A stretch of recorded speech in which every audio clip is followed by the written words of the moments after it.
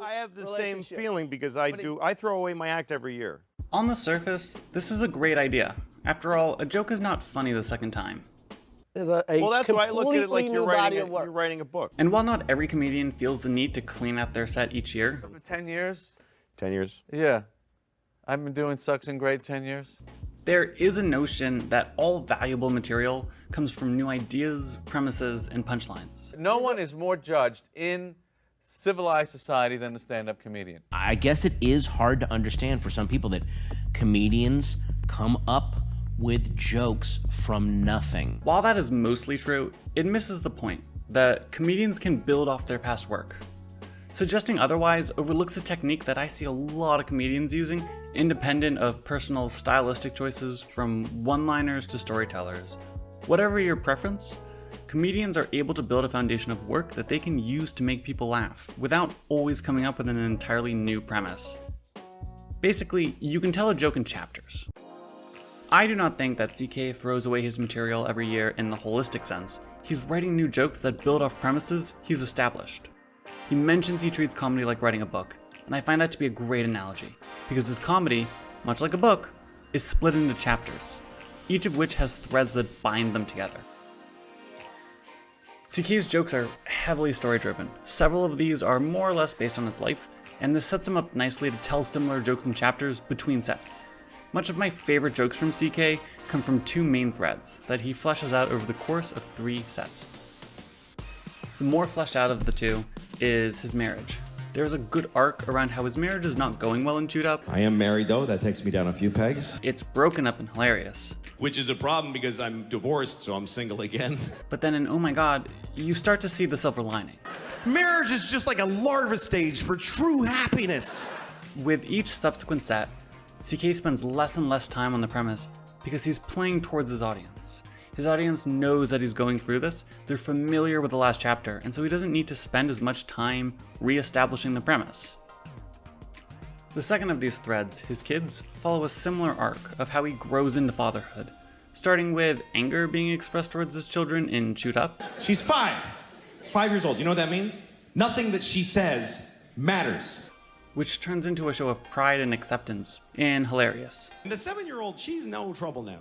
That kid's amazing. She's better than me. Now the 3-year-old is a different story. The 3-year-old, here's her deal. She's a 3-year-old. That's really it. CK is not the only one who uses this technique by a long shot. Aziz Ansari also has quite a knack for it. My favorite review of that movie is from my little cousin Harris, that's 14 years old and lives in Georgia. And I love Harris because he has really odd choices in entertainment. We get a lot of setup here very quickly. We know that Harris is his cousin, he's 14 years old, he has odd entertainment choices, and I'm guessing at this point he likes The Dark Knight. He spends the next 2 minutes just describing Harris, which is funny in its own right, but it's mainly just descriptions of Harris and reasons why Ansari likes him. To be clear, this is still the premise. It takes him a total of 5 minutes to actually deliver the punchline. You'll definitely get the points back. Just mention my name and the fact that I exist. The advantage to the time he spends establishing this premise is he's able to capitalize on this in the next set. Right now I wanted to take a couple of minutes to update you on one of my favorite people in the world, and that's my chubby little cousin Harris. In this set, he gets cheers for bringing up Harris. The audience wants to hear this story right off the bat, and Ansari needs to spend no time looking into how to get them interested in Harris. That's built in due to the work that he's done previously. Granted, CK and Ansari are primarily story-driven comics. It is possible that they can tell their stories in chapters because that's just what naturally comes out. Eliza Schlesinger, on the other hand, uses this technique all over the place in both its short and long form. The most basic of this is her sheep voice, which she trots out early and often. He's gonna give us a ride. He's gonna give us a ride. Crystal, get away. I miss you. Oh, yeah. Are we going to the thing? We're not. Get away. He's not. Under the sea.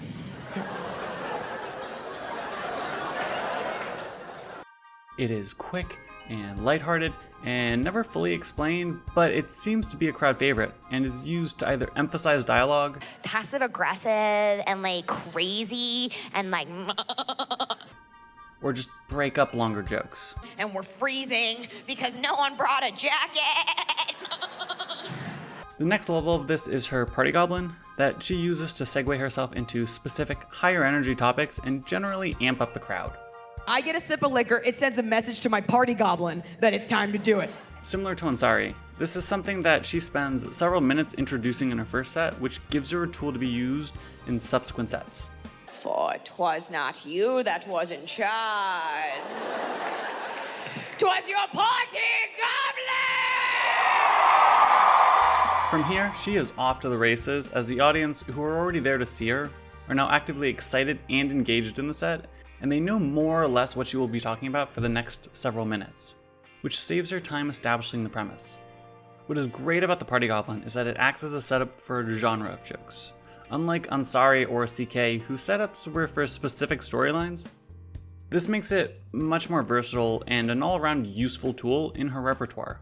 And you'd be in line at the pharmacy and you'd be like, what's up with that one pharmacist? Is she into the dark arts? Is she a sorceress? The third way she uses chapters is by establishing crowd favorites that she's able to allude to quickly in order to gain favor with the audience. This allows her to flesh out a longer premise while still keeping the audience engaged. What's that? Yes, I used to work in a pharmacy.